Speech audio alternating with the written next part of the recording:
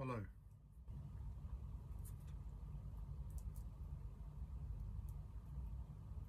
Where to begin? A spiritual world that basically justifies all human atrocities that have ever existed and are still existing as needed for our very survival and evolution as the collective human race. That's a lot of words, Gabriel. That's a lot of words. Can you explain to us or show to us what you're talking about? Well, right now, the one that troubles me the most, I say they're needed, but it doesn't change the reality. It's not like, oh no, atrocities are happening. It's not really happening. Don't worry. That's not what I'm saying. Atrocities are happening, and they are still atrocities to being human. And everything that atrocity should bring up in the human being should still be there. It's not a get off from suffering, but it's a perspective on why we are suffering.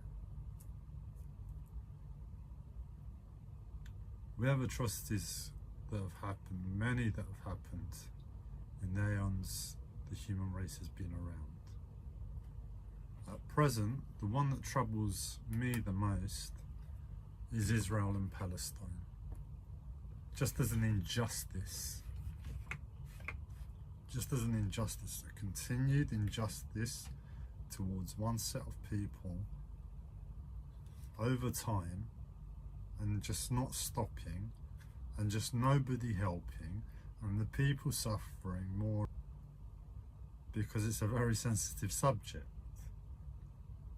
We have to remember where the Jewish tribe are coming from in this instance, is the Israelis. World War II and the atrocities that happened that time. So in other words, anytime anybody opens their mouth to say this is wrong, Israel, this isn't right, improve this, that and the other, they would have to really get in check what World War II means to a race of people. And not many people bother to think about war and life and humanity and the utter darkness that we went to as both the oppressor and the sufferer in that moment.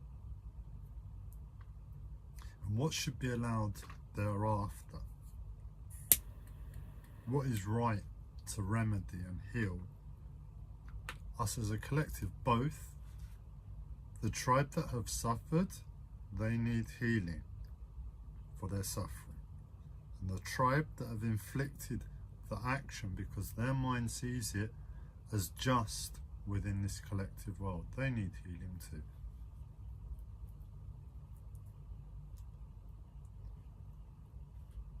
And Israel has become the oppressor. They've taken land from a country. They've continued, I don't know all the details, I haven't followed politics, but there's been many wars and many conflicts over the years. At the moment, that bit of land that was once Palestine is mostly Israel,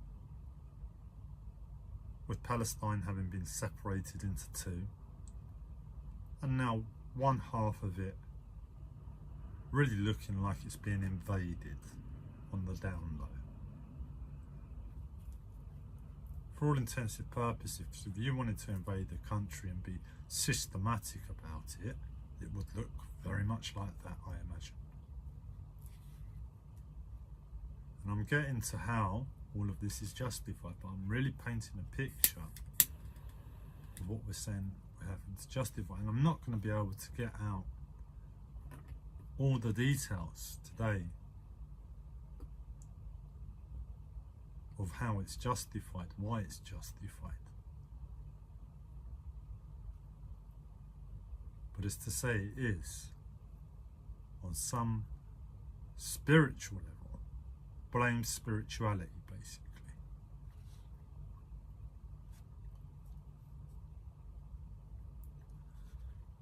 And now, the oppressor Israel in this moment is committing atrocities that are on par. I don't want to get into comparisons about which is worse, but in World War II, in the torture camps, the gas chambers, Jews queued up for a shower, and instead of a shower they got their death. At the moment in Palestine, innocent Palestinians are queuing up to get food and water. And in queuing up to get food and water, maybe not all of them will die, but day in, day out, reports are coming in of 70, 100, 50 people dying, queuing up to get food. I don't see most of them as likely to be armed and dangerous, but they're desperate for food, so they're not necessarily the most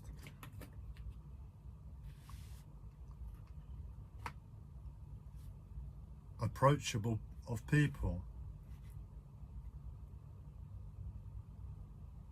But you're carrying a gun, they're carrying hunger. Just arrest them, there's no need to murder. And at that line, we can really see a reflection from what the Jewish tribe went through in World War II to what is taking place now, the other way round.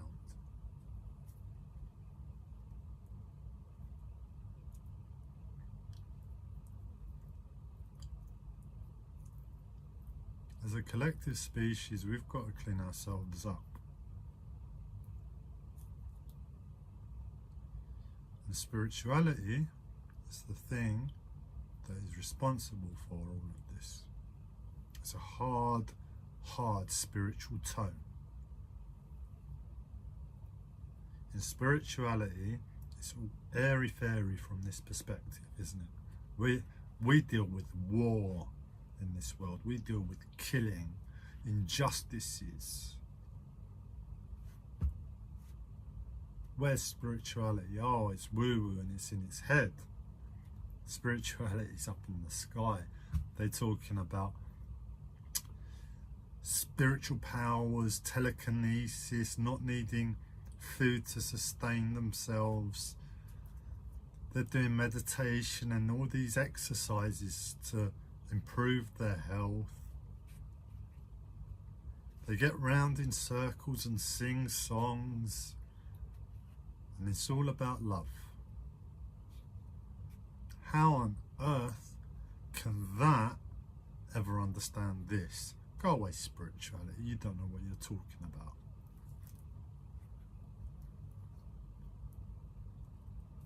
The message is, it's because of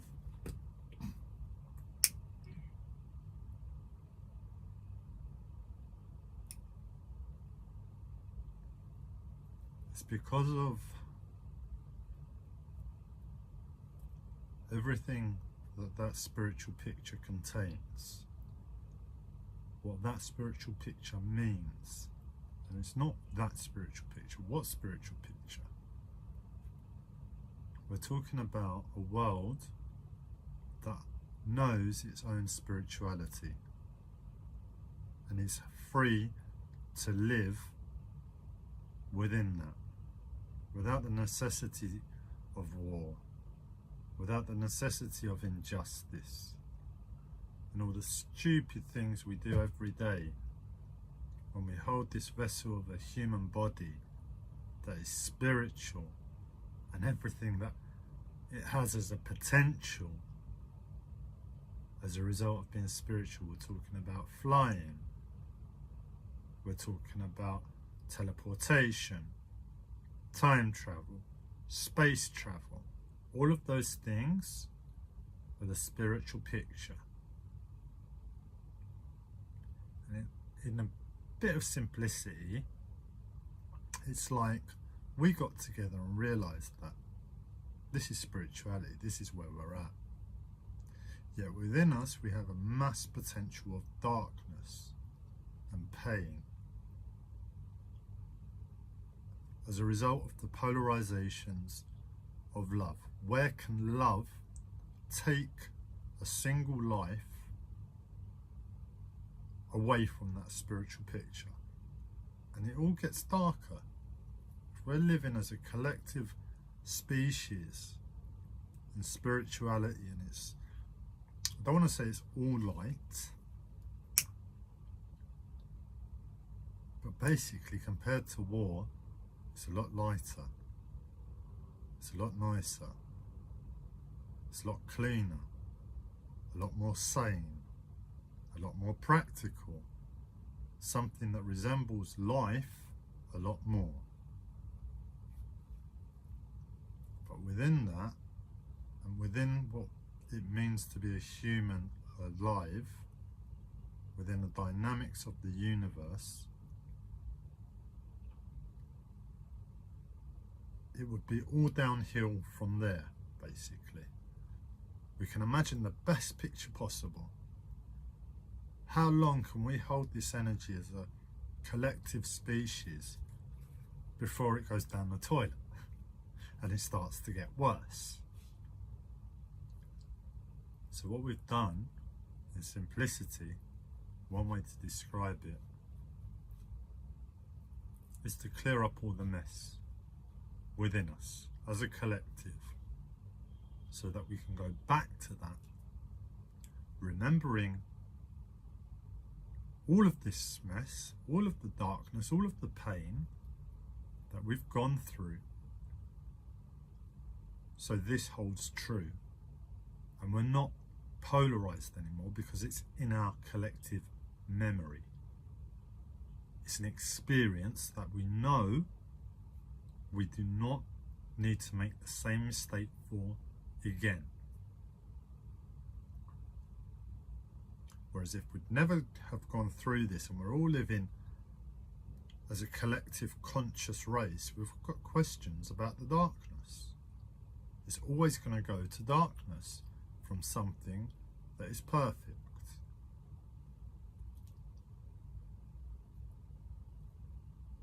I don't know if that makes sense. Let's try and think of an analogy.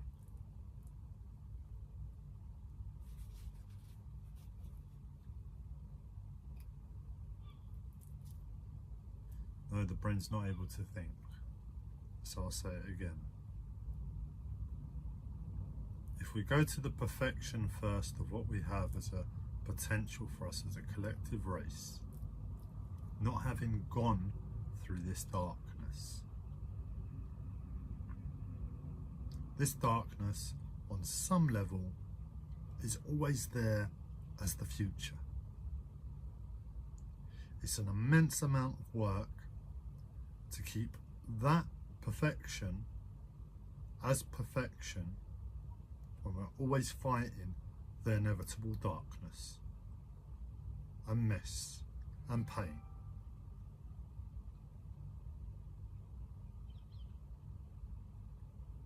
But we're going through the darkness now. We're going through the pain and the mess. Then we hit the perfection. The mess, the darkness and the pain are present in our collective memory all the way through the perfection. And next time that question in the perfection arises, what if I do this? I know we're always doing this because it's perfection, but I just really want to be bad today. I've never been bad before. What happens if I be bad? So it's this inner desire that we have within us of not necessarily wanting the most desirable thing, but we have this innate desire in us to want that which we cannot have and obtain. If we can't obtain something, even if it's pain and darkness, there's a part of us that will find a reason to crave it and want it and desire it. Like I just said, I'm always good. It's all perfection. I'm always good. And it's been 4,000 years of perfection as a collective species. No one's done anything wrong or bad. Yeah, but what if I do something wrong? It'd be fun to experience that new thing. Learn, grow. This perfection's getting a bit boring. I'm gonna do that naughty thing instead. But if we've gone through the pain, we've gone through all of it, and then we hit perfection. We're there for 4,000 years, and it's pure perfection. And all of a sudden, the question pops into someone's mind, well, no one's bad anymore. I haven't been bad for 4,000 years. I could kind of do with just, I don't know, kicking somebody for no reason. It will feel good. 4,000 years of nothing like that, it would feel really good. This time, instead of it being a curiosity and a learning to kick someone, it's a case of no. It's very clear. We remember what happened last time. It went a lot worse. We just do not need to go there. We are very happy with our perfection.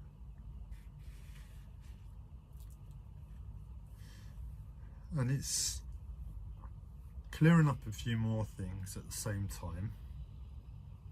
I'm waiting to learn the exact reasoning rather than a broad picture. So at the moment I have a broad picture of what likely took place for humanity to get us to this stage, and I'm waiting to learn finer details. But the way it's been expressed is a roundabout understanding of what's going on. And the unfortunate truth is, necessity to what I understand is being asked, and it's nothing certain. This is all my spiritual learnings and what I claim as downloads from the universe. All linked and tied together and said, right, this world just doesn't make sense. Let's put all of what I actually know and have learned in between it as a filter. Does it make sense now? What's going on in Israel and Palestine is just one aspect of what's going on for humanity. There are still other things that are really bad that challenge that too. But let's just use that one for now. I can't look at it. I can't bear to hear the stories from it. That's a real pain. That's a real pain. And somehow, the necessity for us as a collective race is for not only them to go through it, both the Palestinians and the Jews, and anybody else that makes up Israel, and for the whole world to watch and be real about it and let it hurt. What's being hidden from that scenario is the practicality behind it. In other words, the reasoning and the logic, how we can persist in doing so many bad things as a collective conscious race, doing the best thing given a really bad circumstance.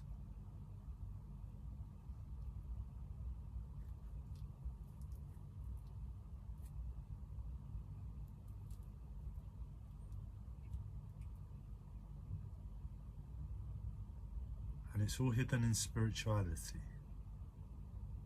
It's all hidden beyond science. It's all hidden, in a way, beyond love. We've got to raise our minds to a level beyond love. God, have we got a challenge to see what we're doing as a race, really doing as a race, beyond the unthinkable actions that are taking place. It lies beyond love, because to see that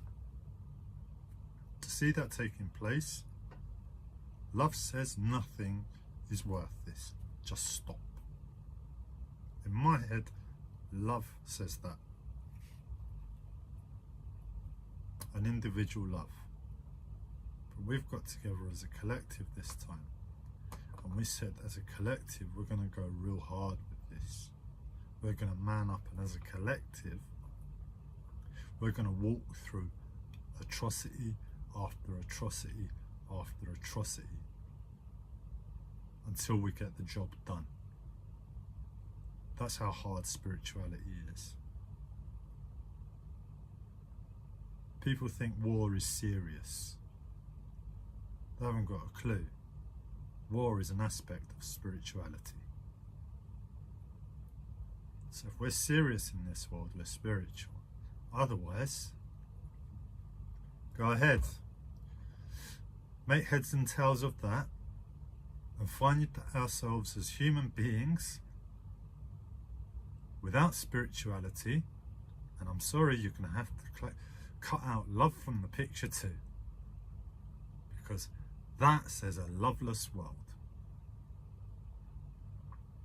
So what is left as a human being is pure survival, pure isolation, pure getting on with one's own life and circumstance. At best, knowing the rest of the world is heartless.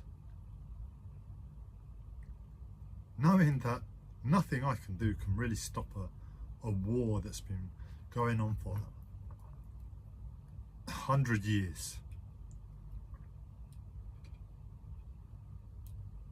I don't know how long, it's a long time. But before them, there were other atrocities. How likely is it I'm going to do anything? So we say, right, that's it, I just died. Survival mindset, live for myself.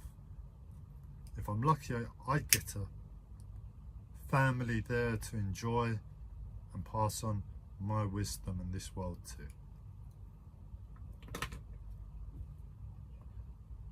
And that's a pretty hard life.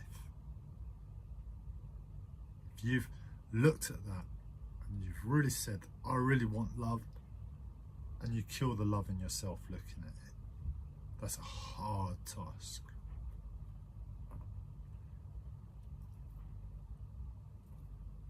Then you've got to understand war, you've got to understand humanity, you've got to understand how the modern day works, we've got to understand how we got here, we've got to really think about the future, how we're going to all live in 10 years' time. What happens if this war goes one way, the other way?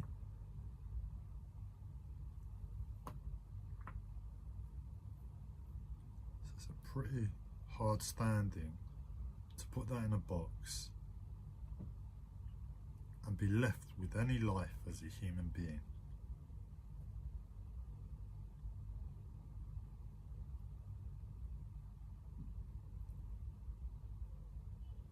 If we don't know the truth, that is spiritual. So then we have to give spirituality respect. And we say, where is spirituality in this world? You've got some psychics, you've got some healers, you've got the Dalai Lama, and you've got some gurus. White man pretty much eradicated the Red Indians and all the consciousness that spirituality held. Same too with the Aboriginals.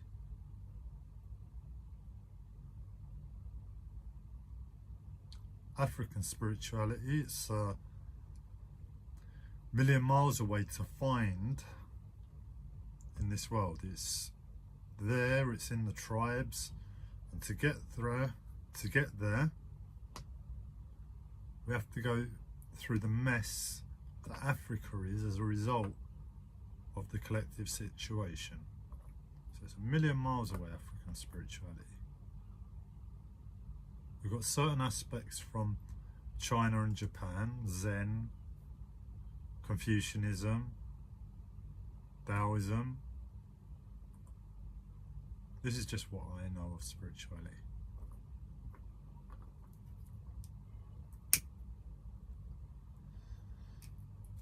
And we've got it all contained within religions now, really. All the religions.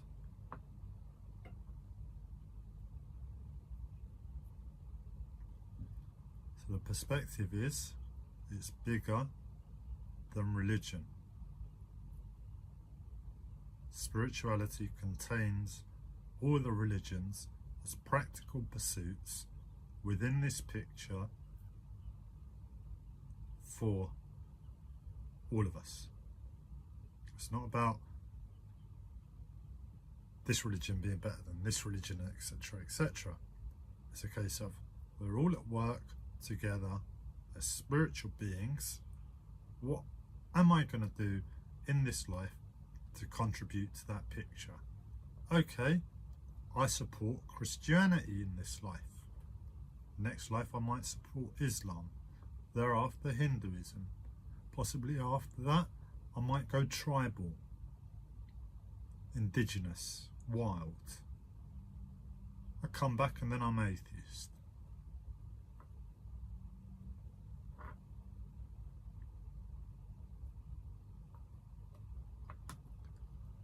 But whatever we choose to do, it's just a potluck and a lottery for where we were born, the parents we were born to, and where the world is at that moment in time.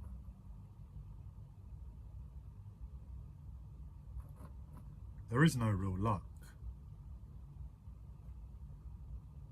How can we say we're at this for the collective? We all manned up in spirituality to claim a level of consciousness beyond love, but I coasted through all of those lifetimes and I got it easy. At the end of it, when it comes good, you're going to be like, well, I'm a bit pathetic and weak, aren't I? I had it easy for like 5,000 years when everyone else was suffering left, right and centre, and it's now perfection.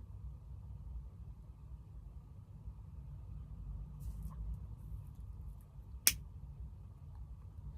pain and the suffering is going to be the ego of the future. It's spirituality.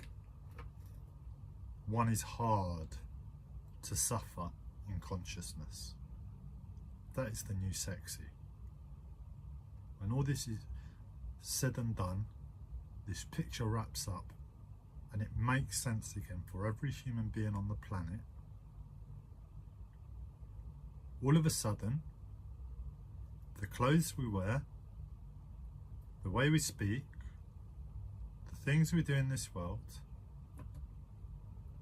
the family and friends we keep, everything that would normally define the ego goes in the bin.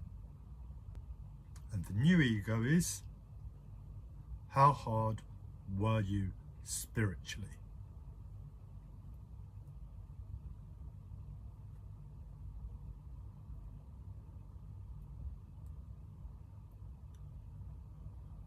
We'll be telling stories to the children of the future about the suffering we went through and what it did to us, so the children can learn and know the pain of the reality of the consequences that this pursuit has put us through. And the children will know pain through storytelling. If they're not already tapped into infinite consciousness already, and just know.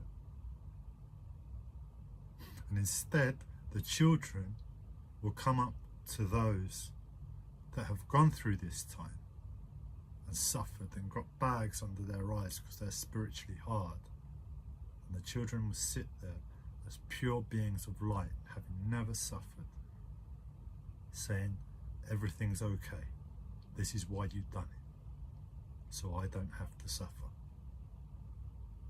Soothing our pain. That's the ego. It's not spiritually hard. Yeah, I'm a man. I'm big. I took this scar and that scar. Nah.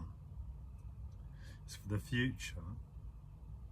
When it's all said and done, and the pure light beings are walking among us, that we sit down next to one,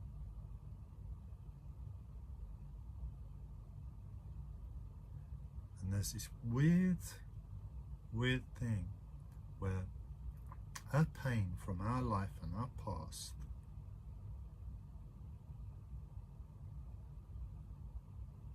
somehow has an instant peace to it, an instant peace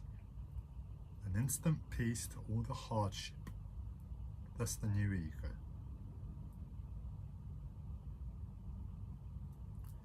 Hopefully I'll be able to fill in this picture more and more as time goes on, but I wanted to get this one out just to get the ball rolling.